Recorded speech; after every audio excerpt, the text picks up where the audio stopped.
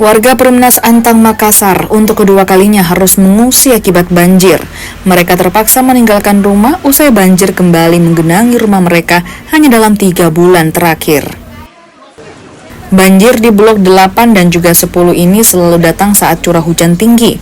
Banjir pun seolah jadi tamu tahunan yang hingga kini belum ada solusinya. Soal kebijakan dan juga cara untuk mengatasi banjir sudah kerap diterapkan. Namun seiring waktu dan pergantian pejabat, semuanya belum memberikan hasil. Banjir tetap datang dengan ketinggian bisa sampai hingga 3 meter. Memang ke depan harus kita pikirkan solusi permanen untuk menyelesaikan, karena laporan dari warga hampir tiap tahun kejadian sama. Desember kemarin juga tahun 2004 terdampak, dan tahun ini dampaknya semakin besar.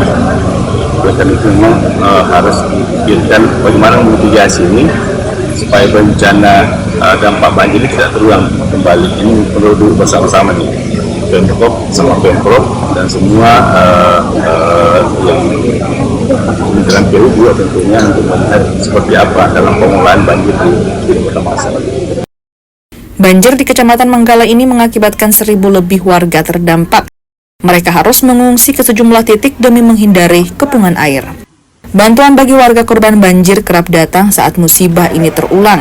Bantuan jadi jalan meringankan beban mereka, meski harapan besar agar rumah mereka terbebas banjir jadi untaian doa yang terus dipanjatkan. Arif Tirtana, Kompas TV, Makassar.